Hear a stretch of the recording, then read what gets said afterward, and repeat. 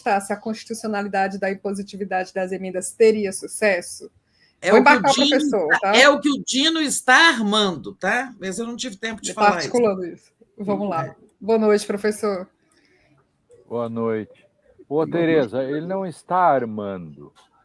Nós já fizemos essa ação. Eu sou parecerista dessa ação. Essa ação foi posta pelo Valfrido Vardi, em nome do PSOL. Essa ação tem liminar. O governo, digamos assim, como se diz na linguagem da minha terra, rateou, andou fazendo uns acordinhos, voltou atrás, tinha uma liminar na mão e deu no que deu. Se o governo tivesse mantido a liminar do Dino, não precisava ter feito tudo isso. Agora, como houve uma série de recuos, temos que esperar o julgamento final do Dino. O Valfrido fez a ação. Se você olhar hoje lá, alguns juristas, inclusive, que lá estiveram, citaram... O Valfrido lá também, Meu parecer foi citado porque eu fiz um parecer para a advocacia do Valfrido. Eu vi. Em nome do PSOL, porque essa é uma da grande ação que mostra que o sistema presidencialista não pode conviver com esse achaque que o legislativo faz. Emenda impositiva é tão inconstitucional que o porteiro dos tribunais deveria declarar inconstitucional. Entendeu? Aliás, a liminar que o Dino deu foi referendada à unanimidade pelo Supremo Tribunal. Então, só para a gente também aqui colocar as informações corretas do que está acontecendo. Né? Explicando. Boa noite, Lênio. Boa noite, bem-vindo. Quando eu digo que o Dino está armando é no sentido de fazer com que todo esse histórico aí que você já recordou venha a ser novamente validado. Você compreendeu. Claro. Isso perdeu-se uma oportunidade e está se tentando abrir outra oportunidade agora de declarar inconstitucional a impositividade, não é isso? Claro, é a mesma ação e tal, mas vamos aguardar agora que o Dino ouviu todas essas pessoas e penso que efetivamente ele vai manter seu voto, sua posição no mérito. Essa é uma questão fundamental. Não se governa num sistema presidencialista com um sistema do B, que é o parlamento tentando fazer um parlamentarismo ornitorrinco.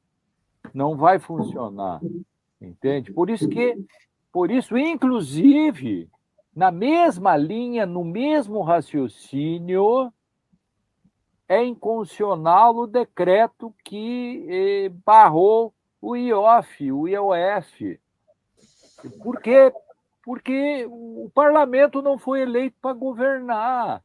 E isso é o mínimo. Aliás, com todos os defeitos do problema dos Estados Unidos, a Suprema Corte americana acabou de dizer que o Trump tem direito a governar, certo ou errado, ele governa. Aqui tem que dizer também para o parlamento, dizer assim, olha, o Lula tem direito a governar. Alô, o Lula tem direito a governar e se ele estiver errado, o povo é que julgue. Esse é o ponto. Não é o parlamento que vai fazer, digamos, esse atravessamento que fez dessas duas questões. As emendas impositivas, tipo PIX, etc., são escandalosas, entendeu? Já tem liminar. Ninguém sabe onde foi parar o dinheiro, né, Lênio? Não tem transparência. E uma coisa no mesmo raciocínio é o decreto que barra o IOF. E diga uma coisa, no caso... Boa noite, Lênio. No caso do IOF, o governo, se não entrar no Supremo pedindo a anulação da decisão do Congresso, ele vai estar incorrendo em crime porque ele jurou preservar a Constituição? Não, claro que não. Não vamos nem um pouquinho. Eu posso te dizer assim, 100% não. O governo tem opção política de... Aliás, eu não sei porque eu digo tudo isso, porque o governo só me maltrata e eu só trato bem o governo. Então, isso é só fazendo um pequeno parêntese e voltando. Acontece com a gente também. Isso também. Então, eu vejo esses erros cotidianos do governo, principalmente com relação à segurança pública. Eu até tenho 2 figurinhas que eu ponho assim: é a segurança estúpido, ou eu tenho a figurinha número 2, vou mandar depois para você, o Florestan. Eu digo, repito, é a segurança estúpido. O governo vai perder as eleições se não cuidar da segurança pública. Bom, enfim, eu quero dizer que o governo tem uma opção de entrar ou não entrar. É uma opção política. Por quê? Porque ele tem direito, digamos assim, é inconstitucional o que o parlamento fez. É um absurdo, é inconstitucional. Agora, no balanceamento entre a divisão de poderes, por exemplo, o governo tem que ter muita certeza de que ele vai ganhar essa liminar no Supremo. Mas, mais do que isso, ele tem politicamente, porque se trata de uma divisão de poderes e, portanto, há uma questão política de uma estrutura, da ossatura do Estado, o governo tem que saber se, por exemplo, se ele ganhar essa liminar no Supremo, se não é uma vitória de pirro. Você ganha e acirra o parlamento e você cria uma crise. Então, o governo tem que saber muito bem isso. E eu tenho certeza que o governo está muito mais preocupado com uma possível vitória que ele possa ter, e isto tem consequência no parlamento, entendeu? Do que propriamente a questão jurídica, que eu sei que o governo não tem dúvidas de que é inconstitucional o que o parlamento fez. A questão é saber se vale a pena ganhar essa do parlamento, entende? Tem coisas que a gente na província e na planície não sabe. Por exemplo, por qual razão que o Hugo Mota viaja com o presidente, fala com o presidente e dá uma bola nas costas desse tamanho do parlamento. Agora já estou falando sobre política, mas faz parte, porque a divisão de poderes é o cerne da política numa república, e o regime presidencialista está assentado em cima disso. A questão é saber, por exemplo, por que o Hugo Mota e o Alcolumbre, digamos, deram essa bola nas costas do presidente da República. Essa resposta explica, por exemplo, se o governo vai ou não vai ir ao Supremo.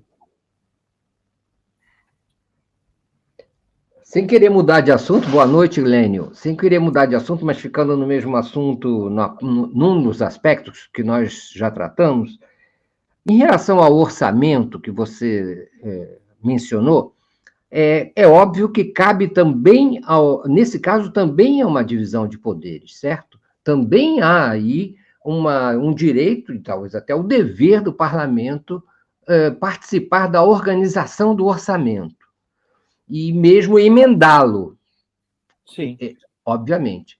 Qual é aí, até que ponto pode ir isso? Até o ponto dessas emendas que estão sendo questionadas, que também são abrigadas por esse direito do parlamento, ou não? Não, as emendas essas aí são emendas inconstitucionais, porque um regime presidencialista e nem um regime parlamentarista tem emendas impositivas. O problema da emenda impositiva, ou emenda PIX, é que ela impede o controle público. Uhum. E o controle público faz parte da democracia. Então, é disso que se trata. E essa discussão nem se põe. O parlamento tem direito, porque o parlamento é feito com 3 etapas, né?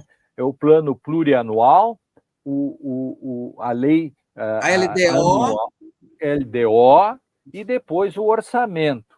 Então, tudo tem que estar no pluri, por exemplo, é um grande guarda-chuva. Depois tem um mini guarda-chuva, que é a LDO, que é muito carta de intenções, mas estabelece alguns limites.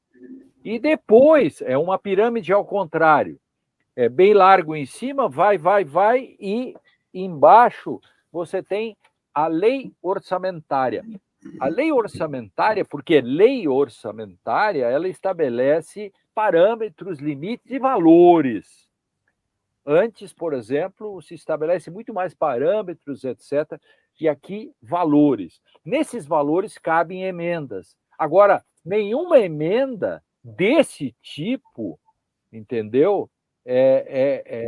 Em qualquer lei orçamentária, pode ser uma emenda que vá direto para uma prefeitura ou para algum lugar como um condomínio, como já se viu, sem que se tenha um modo de fazer uma accountability, que a palavra-chave na democracia é accountability, prestação de contas, onde eu tiro a possibilidade de accountability, eu tiro o processo democrático. E mais do que isso, eu tiro do executivo, que foi eleito para tal, porque o executivo pode, digamos, num conjunto de emendas impositivas, ser tolhido de usar os recursos para políticas públicas que ele, governo, tem o direito de fazer. Entendeu? Essa é uma questão fundamental. Então, eu acho que é uma resposta, não é difícil, digamos, de responder esse questionamento do meu ombudsman, porque é uma questão que está dentro da Constituição. Emendas desse tipo são absolutamente inconstitucionais. Se não fossem inconstitucionais, são impertinentes, inadequadas, imorais. Talvez valha a pena acrescentar, né, Lênio, que não existe nenhum país do mundo impositividade nem emenda PIX. Tem emenda, mas não desse tipo. Nem no Sri Lanka, com devido respeito aos srilanqueses, né? Miola. O orçamento é uma peça autorizativa, né, Lênio? Nem o executivo é obrigado a executar. Ele está autorizado a executar os quantitativos máximos. Se frustra a arrecadação, como é que fica? Isso. Nem executa. Exato. Então é uma estultice absoluta, além de ser uma usurpação da prerrogativa, porque o parlamento ele participa da elaboração da peça orçamentária. Quando ele discute... Sabe, o Miola é do ramo. O Miola trabalhou anos nesse negócio, sabe? Pode ajudar muito. Eu disse alguma coisa errada, Miola, aí sobre isso? Não. Só esse ângulo adicional, que é o caráter autorizativo de qualquer orçamento em qualquer parte do globo, inclusive em Israel. Mas o Lênio, ontem também, a Suprema Corte tomou uma posição, no meu modo de ver, muito, muito importante, muito relevante, e que ela salvaguarda a eleição, a legalidade da eleição do ano que vem, que é a postura em relação às bets. Se chegasse a acompanhar esse julgamento, e queria te ouvir a esse respeito, como é que tu avalias, né, esta decisão que foi tomada pela Suprema Corte, e em lugar, né, de um Congresso que está há 4 ou 5 anos procrastinando decidir sobre isso, exatamente pela conveniência da direita e da extrema-direita, que sabota este debate. Então a Suprema Corte agiu, e eu entendo que a decisão tomada ontem ela é fundamental para garantir a legalidade da eleição do ano que vem no país. Como é que tu avalias essa decisão de ontem? Isso faz parte de um quadro. Isso faz parte de um quadro em que o parlamento abdicou de uma série de questões. Né? O parlamento abdicou de legislar. O parlamento fica se queixando de um monte de coisa, ele não legisla mais. O parlamento nem se reúne, veja o que ele acabou fazendo.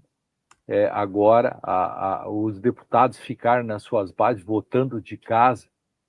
Poxa, o parlamento Falar, conversar, dialogar, não tem nada a ver com ficar fazendo voto em tempos sem pandemia. Isso não tem mais nenhum sentido que o parlamento possa ter um deputado que vote lá do lugar em que está. O lugar de parlamentar, com todo o dinheiro que ganha, com passagens e tudo, é no parlamento. A decisão do parlamento de ontem nem deveria ter sido realizada. O que faz o Supremo?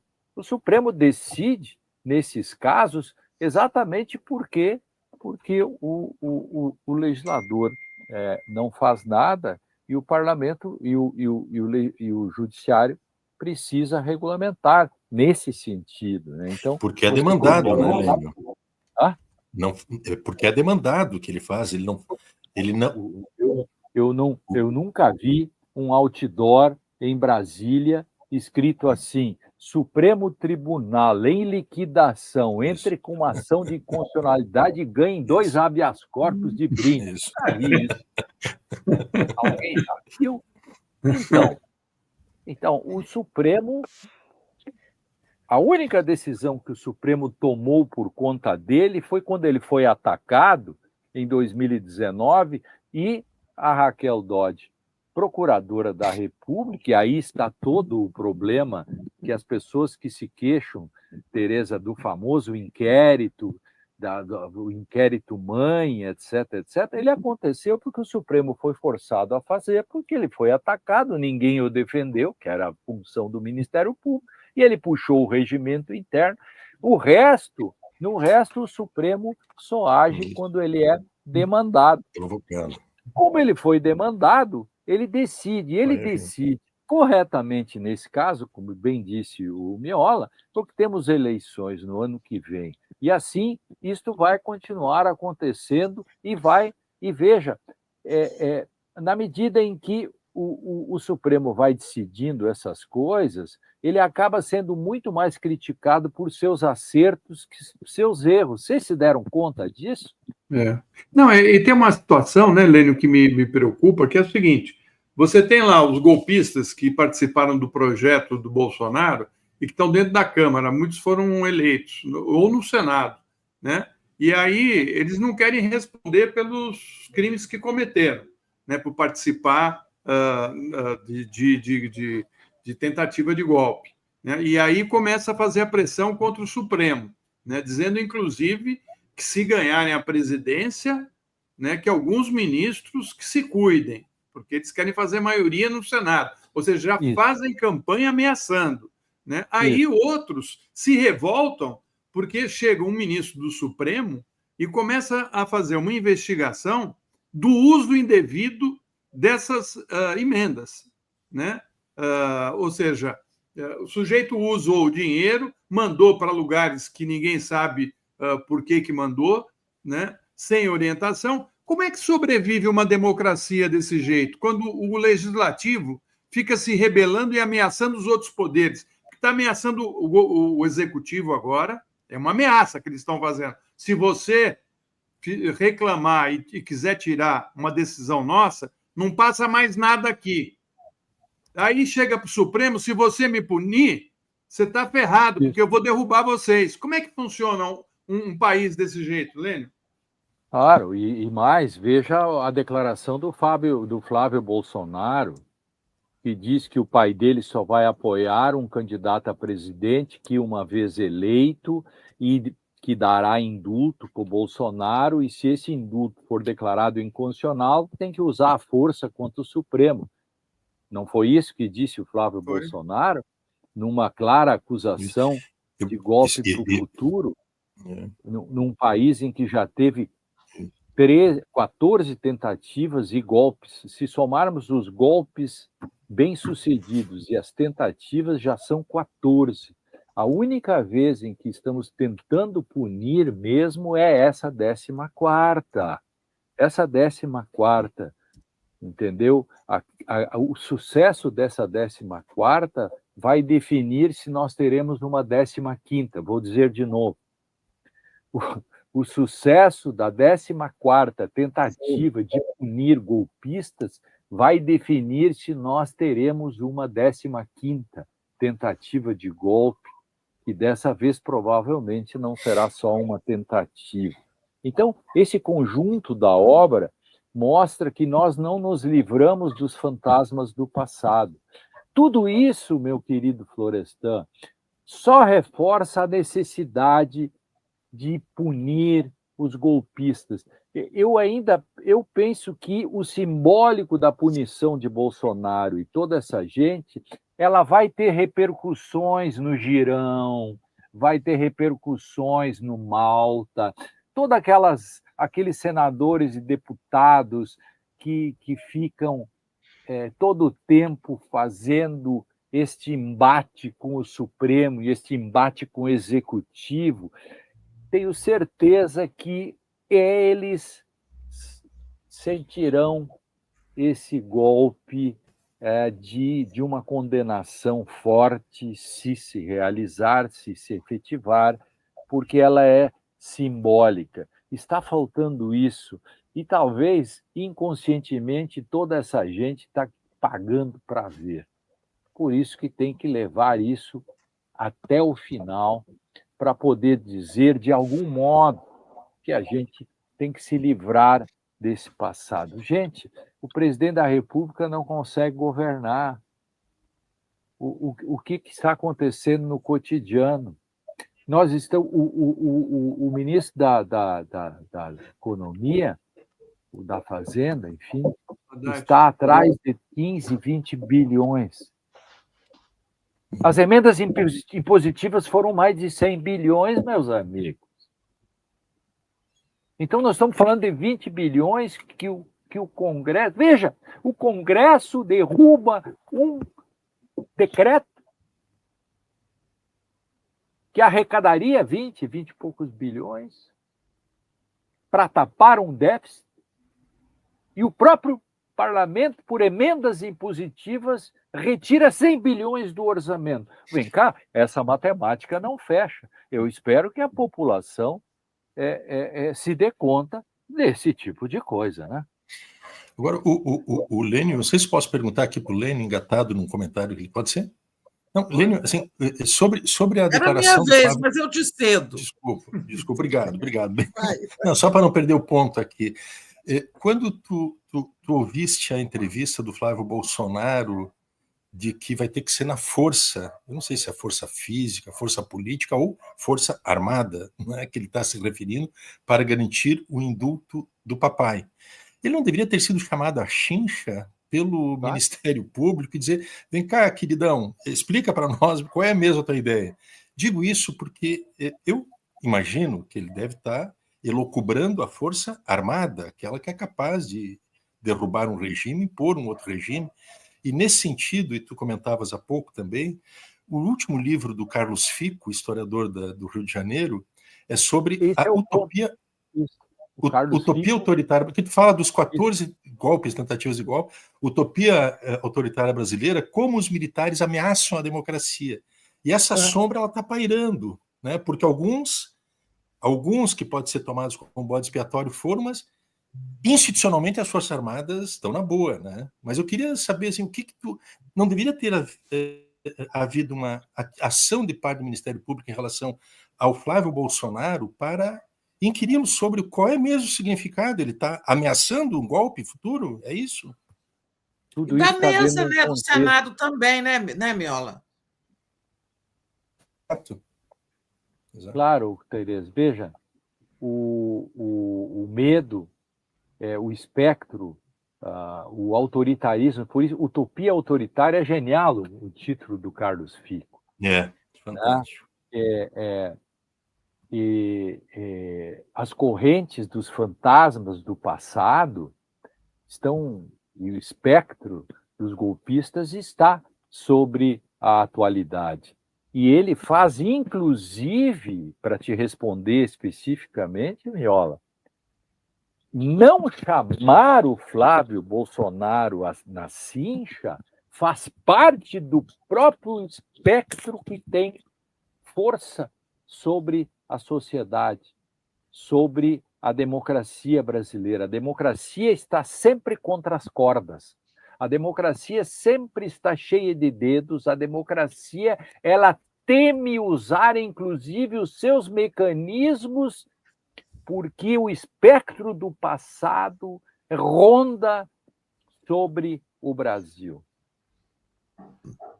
Não tenha dúvida que há como diz aqui, você sabe bem, conhece, o lema positivista do tempo do Júlio de Castilhos, que está na Igreja Positivista, que tem aqui perto, que diz assim: cada vez mais os vivos serão governados pelos mortos. O que vocês me dizem, Mário Vitor, Tereza, Florestan, Miola, sobre o lema positivista? Os mortos e os mortos-vivos, os simbolicamente mortos, etc., não continuam governando os vivos, que todos os dias levantam e têm uma tarefa de Sísifo, rolar a pedra até o alto da montanha e depois, no dia seguinte, voltar e fazer tudo de novo para tentar fazer mais um dia de democracia. Porque a gente nunca sabe como vão ser as coisas. Que coisa impressionante isso, sabe? É por isso que o meu sonho é que um dia a gente tenha uma democracia aborrida, a gente tenha uma democracia tediosa. Esse é o meu sonho. Em que, por mais problemas que haja, ninguém pensa em mudar a Constituição, o regime, ou derrubar o presidente. Se dorme tranquilo, né? Ou dar um golpe. Democracia, como já disse aquele inglês há muitos anos atrás, democracia é quando às 6 da manhã você sabe que quem bate no seu portão é o leiteiro e não a polícia do Estado. Ô, Lênio, hoje o ministro da Fazenda voltou a dizer algo que ele vem dizendo, todo mundo vem dizendo, aliás, não só ele como fez uma frase dele, mudou o regime político no Brasil. Esses dias ele disse, o poder mudou de mãos, e todos nós andamos dizendo isso, que estamos num regime estranho, que eu chamo de parlamentarismo sem responsabilidade, porque é bom, né? Controla o orçamento, nomeia ministro, sabe, impede o governo de governar, cria despesa, impede a geração de receita, tudo não tem responsabilidade nenhuma, né? Esse parlamentarismo sem responsabilidade. Não tem dissolução do Congresso, não tem chamado de novas eleições, não cai primeiro-ministro. É uma beleza, né? Só os bônus. Mas como nós vamos sair disso? Como é que volta a pasta para dentro do tubo de dentifrício, né? Um dos modos, para mim, eu faço um raciocínio até simples, assim. O problema complexo nem sempre tem uma resposta simples, porque normalmente a resposta simples é errada, mas eu arrisco. Eu vejo no contexto que um modo de colocar de volta o dentifrício no tubo é exatamente colocar um grau zero no 8 de janeiro. Também acho. Se nós não colocarmos um grau zero no 8 de janeiro, esta coisa não vai terminar nunca. E logo, vamos pegar a estatística, eu já conhecia isso, mas vamos homenagear aqui o autor do momento, Carlos Fico.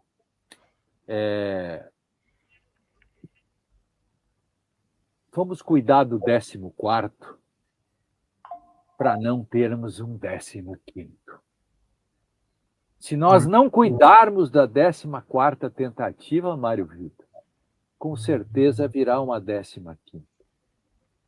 Isto é uma questão de princípio democrático da República Federativa do Brasil, para responder à pergunta da Tereza. Quer dizer, nós temos hoje um regime presidencialista fagocitado pelo parlamento, que transforma, que desvirtua o regime, transformando ele num regime sem responsabilidades, ficando apenas com os bônus, até ao ponto da base aliada do governo votar contra o governo,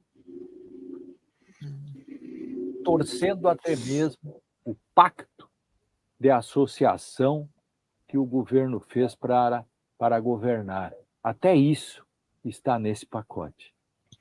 Lênio, foi bom você trazer esse assunto pelo seguinte, né? Porque o Alexandre de Moraes, né, que é relator aí da questão do golpe, né, da tentativa de golpe, encerrou a chamada fase de instrução processual, né? E está determinando a abertura das alegações finais. A partir daí, quanto tempo você acha que a primeira turma do Supremo vai levar para julgar cada um dos 7 personagens aí, liderados pelo Bolsonaro e pelo Braga Neto, irão ao julgamento e receberão suas penas, né? Ainda encaixo aí a questão seguinte: nós estamos falando das ameaças do Congresso, mas existe uma outra ameaça contra a nossa democracia, que é o pedido de anistia. Ou seja, eles nem receberam a pena ainda, mas tem um candidato à presidência da República, que é o governador de São Paulo, que sobe no palanque para defender os golpistas e diz que, se eleito, né, certamente vai fazer de tudo para ajudar o seu mentor. Não só ele, todos da extrema-direita dizem que vão perdoar os golpistas. Veja de novo, o Carlos Fico tem razão, e nós aqui estamos trazendo essa discussão, né, do cada vez mais os vivos governados pelos mortos. Essa é uma questão que tem que ser resolvida. Penso que em outubro sairá o julgamento, porque tem o recesso de julho, tem no início de julho,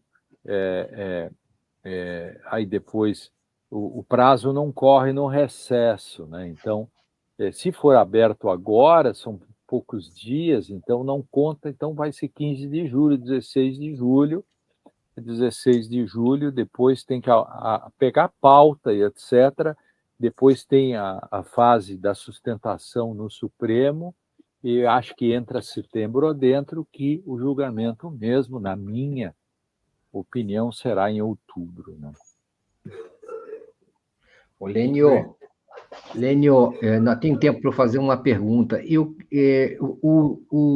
A Câmara e o Senado aumentaram o número de cadeiras na Câmara de 513 para 531. Como você observa isso do ponto de vista legal e também político, claro? Bom, primeiro tem um problema seríssimo, né, que os paulistas têm que cobrar dos seus deputados. Se valesse a regra, São Paulo teria um grande aumento de parlamentares e, na verdade, São Paulo fica compelido num limite. Engraçado que os deputados de São Paulo votaram a favor disso, né? Os deputados de São Paulo não cuidaram dos seus eleitores. Aliás, eu não sei por que a própria imprensa não coloca bem isso, né? Mostrando o seguinte: olha, os parlamentares de São Paulo, por exemplo, não levaram à risca aquilo que é a regra da proporcionalidade que eles mesmos invocaram para aumentar o número geral do parlamento. Então, isso é um grande ornitorrinco político, entendeu? E que provavelmente o Supremo nem vai mexer com isso, porque essa é uma questão que quem pariu o Mateus que o embale. Porque, na verdade, se você pegar a ferro e fogo, essa é uma questão no Brasil problemática muito. O governador Colares, lembra, Miola, que o governador Colares ele chegou a entrar com uma ação no Supremo Tribunal, lá quando ele era governador, lá em 1990 e pouco, ele chegou a entrar com uma ação. Aí, claro, tem uma tese mundial dizendo que uma norma constitucional não pode ser inconstitucional se ela é fruto do constituinte originário. Então, a ação dele não foi acolhida no Supremo. Ele dizia lá que não era conveniente que, por exemplo, São Paulo, o Rio Grande do Sul mesmo, tivesse deputados num número X e os pequenos estados teriam aquele número mínimo de 8, por exemplo. Agora, isso vem lá da ditadura, né, Lênio? Claro, isso foi lá da ditadura que pegou os pequenos estados e os territórios, estabeleceu esse mínimo e gerou essa distorção. E ela perdurou, né? Depois da Constituinte de 88, perdurou. Né? Só dar um exemplo aqui para te ajudar no teu reforçar o teu argumento. Se tu somares os 10 menores estados brasileiros, Amapá, Acre, Rio Grande do Norte, Piauí, 10 estados têm 21 milhões de habitantes e, no entanto, eles elegem 80 deputados. O estado de São Paulo, para pegar esse exemplo que tu mencionas, ele tem 46 milhões de habitantes, no entanto, ele tem, no máximo, 70 deputados eleitos, quando deveria ter, por a proporção, se a gente considerar que um cidadão um voto, esta distorção teria que ser removida, mas os deputados optaram por aumentar, e como critério geral a cada novo censo demográfico, o céu é o limite, aumenta-se o número de deputados e não faça-se uma redistribuição que assegura um princípio republicano fundamental. Cada voto, cada cidadão um voto, não é isso? Claro, isso o Colares, para fazer uma homenagem a ele, tinha levado isso para o Supremo, mas o Supremo nada pôde fazer, porque de fato não dá para dizer isso. Agora eles estão fazendo uma mudança, eles tinham uma oportunidade até de fazer uma correção, uma conta de chegada, por exemplo, para não dar todo isso que está aí, porque uma coisa é a representação por estado. Você tem três do Alagoas e 3 de São Paulo, mas é um estado, é um ente federado. Outra coisa é um homem e um voto. Uma coisa é o voto proporcional, outra coisa é o voto majoritário. Então, evidentemente que temos aí um novo rearranjo daqueles antirrepublicanos e que eu não acredito que, se alguém entrar, que o Supremo vai bulir com isso, porque o Supremo já tem tanta coisa para se preocupar e etc., que eu acho que ele não vai querer comprar mais essa briga. E veja, eu mesmo, como disse antes, veja que tudo está interligado. Esse problema do IOF e o decreto não é fácil. Se coloque no lugar do Supremo. A todo momento o Supremo tem que bancar questões que são decorrentes de brigas, de questões políticas, em que principalmente o poder legislativo, e sempre vem de lá, o problema das distorções ou o uso de regime. Então, veja que tem aí 3 grandes questões. Você tem o problema do IOF, você tem o problema das emendas impositivas, 100 bilhões, 20 bilhões, e você tem o número de deputados. Só 3 questões num mês. E tudo acaba no Supremo. Agora você quer o quê? Depois dizem, mas o Supremo é intervencionista. Volto a repetir, o Supremo não põe outdoor oferecendo a liquidação de decisões judiciais, né? Tereza. Voltando lá no começo da conversa, da nossa conversa de hoje, o entorno ali do presidente está dizendo o seguinte: o presidente tem não só a opção, tem a obrigação de recorrer ao Supremo contra o decreto legislativo, porque trata-se de usurpação de competência, que seria uma omissão dele abdicar, deixar que ele roubasse uma competência, até para não comprometendo até o mandato de futuros presidentes. Você rouba uma competência e ela vira jurisprudência ali, né? Você tem uma avaliação de que Já entrou hoje uma ação do Subsol, mas o Congresso, o governo vai entrar com a sua, né? A AGU. A sua avaliação é de que o Supremo derruba o decreto legislativo do Congresso, e qual a sua avaliação de reação? Aí é que está. Veja, eu se eu fosse membro do governo, eu não seria tão enfático assim, diria, como foi o próprio Haddad, né? Eu teria mais cautela. Hoje já sabe que o governo vai entrar. A gente nunca sabe o que está no bastidor. Ele sabe que o governo vai entrar e aí ele faz uma retórica e diz, olha, ele tem o dever de entrar, ele nem tem o direito de não querer. Ok.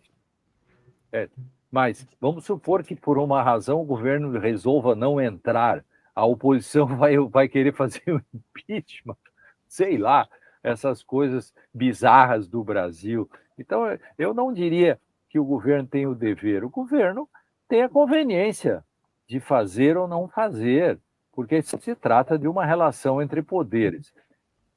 Se o pessoal já entrou, o governo vai usar a carona e vai fazer uma ação desse tipo também. Penso que o Supremo vai dar a decisão favorável ao governo. Isto vai, agora, com um grande custo político para os dois. Um custo político para o Supremo e um custo político para o próprio Executivo, em face dessas diatribes, eu acho que a palavra boa, diatribes, do poder legislativo, né? Em face disso. Por quê? Porque é óbvio que o Poder Legislativo está adiantando uma discussão de 2026. Exatamente. Esse é o ponto. Se alguém achar que isto não está ocorrendo, é porque está enxergando com uma metade de um óculos essa realidade, né? Por óbvio. Né? Muito bom. A Sara entrou aí, ela tem algumas participações da nossa comunidade. Sara? Oi, Sara. Oi. Tem muita participação. Olha, eu tenho que dizer que eu olho para o professor Anistré, eu não consigo esquecer da tosa do porco. Sim. Aquela história nunca sai. A história da tosa do porco nunca saiu da minha cabeça. Ah, sim, a tosa do porco. A tosa do porco, é verdade, inesquecível. Ai, tadinho. A Elizabeth Coutinho fala assim: Frente Povo Sem Medo convoca o povo na rua contra o boicote do Congresso a Lula e ao povo. Vamos para cima. Aí ela volta e fala assim: Edinho, o presidencialismo ruiu? É uma pergunta. O Hussein Brasil fala assim: o Dino nos dará traíras fritas. Gostei dessa. A Aparecida fala: Dino é demais. Na audiência disseram apenas os Estados Unidos é 1%, o Brasil é 4%. É aquele índice que a Teresa estava falando, né? Os Estados Unidos é 1%, o Brasil é 4,7%. Apenas o Brasil e os Estados Unidos têm essa dinâmica das emendas. O Brasil né? 24%. 24%. Das despesas discricionárias consumido com emendas. Deixa eu só fazer Claro. um atravessamento.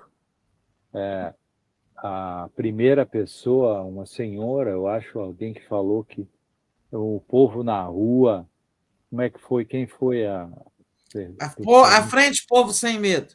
Foi? Isso. Foi a Elizabeth Coutinho. Elizabeth, veja só, Elizabeth. Vamos lá, vou ajudar você. Vamos juntos. Põe na tela, Sara.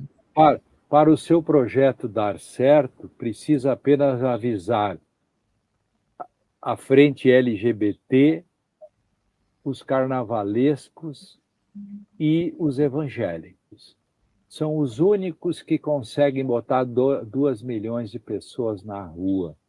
Se nós chamarmos uma passeata em favor da Constituição ou do Poder Executivo com relação aos achaques do Legislativo, nós vamos juntar 3.553 pessoas, contando os guardadores de carro. E domingo tem manifestação convocada pelo Bolsonaro em Malafaia. Vamos ver o que a extrema-direita ainda tem, né, de poder de convocação. Domingo na Paulista. Bom, nosso tempo terminou quase, né, Sara? Terminou. Deixa eu ler aqui os últimos. O Carlos Alberto Veloso Lopes fala: o STF vai reconhecer o direito do presidente a aumentar o IOF, o governo vai arrecadar mais e o Banco Central vai aumentar mais a taxa de juros e surrupiar tudo. Gente, ele fez assim o sonho, né? Foi... Deixa eu ver aqui, o Aparecido fala assim, Dina é demais, isso aqui eu já li, né? O Gilberto Cruvinel foi que começou aqui nosso debate, o Sérgio Bernardi diz, o PT tem que organizar um exército nas redes sociais, até agora nada foi feito, redes sociais são o principal meio de comunicação hoje, e a gente está apanhando todo dia. Dia 8 e 9 de julho vai ter um encontro de hackers e pessoas que pensam nesse movimento de soberania informacional lá em Brasília, viu? O Alexandre fala assim, o Lula quer conversa com quem não quer assunto. A Reginalíssima diz, a resposta ao parlamentarismo sabotador do Brasil será o povo nas ruas. A Cláudia fala assim, o que desmotiva é ver o tanto que o governo errou até aqui. Não passaria por nada disso se não tivesse insistido nesse equivocado arcabouço fiscal. É muito difícil. Falou para o Miola aí agora. De todo modo, eu quero dizer aqui uma frase que eu sempre tenho dito agora na figurinha, que eu vou mandar depois para o Florestan. É a segurança, estúpido. Se o governo quiser recuperar urgentemente seu Ibope, tomar medidas, primeiro, explicar para a ala mais à esquerda que Hobbes é mais importante nessa discussão que Rousseau. O sujeito que coloca a arma na cabeça do outro não dá para fazer uma DR com ele. Tem que punir em qualquer país do mundo. Crime tem que ser combatido. Quem mais sofre com a violência são os pobres. O governo tem que comunicar isso, olhar no olho das pessoas e dizer: você tem o direito fundamental de não ser assaltado. E cumprir isso. Vou te contar um negócio. E me diz se pode fazer isso sem aprovar a PEC da transição. PEC 28, você quer dizer? A PEC da transição, PEC da segurança, PEC da segurança é fundamental, mas não é suficiente. A PEC essa é uma PEC estrutural. Estão faltando questões funcionais que são necessárias. E aí, para isso, você tem que convencer os setores progressistas de que você precisa, de algum modo, você precisa ser duro com o crime. Não tem outro modo, desculpe, meus amigos e outros, eu tenho dito, é a segurança, estúpido. Esse é um ponto, as pessoas precisam ter esse sentimento da segurança. A PEC 28 é fundamental, defendi isso no congresso que o Valfrido fez em São Paulo, e estou fazendo todos os dias esse discurso, tentando convencer as pessoas. O governo não tenta convencer nada, porque o governo não dá bola para o que a gente diz, mas, enfim, vai de novo aí, cuida da segurança, as pessoas têm o direito fundamental de poder tomar um chimarrão na frente de sua casa, falo aqui do Rio Grande do Sul, sem que passe alguém e lhe roube a cuia e a erva. O celular também, junto. Florestan, podíamos fazer um programa sobre isso com o Lênio outra hora, né? Vamos fazer. Sem dúvida. E outra, eu falo aqui da erva mate e da cuia, é algo alegórico, né? Você põe aí no lugar o seu instrumento de trabalho, o celular, sua bicicleta, sua moto, etc. Claro, eu estou dizendo assim como na minha terra lá, que é bucólica, parnasiana, as vacas ainda estão pastando, mas ali se o sujeito segurança para ele é poder tomar chimarrão na frente da casa. Isto é apenas alegórico, evidente, né? Tchau, Lênio. Valeu. Bom fim de semana. Tchau, Lênio. Bom final Bom fim de semana. Tchau. Tchau. Bom, bom final de semana para vocês também, né?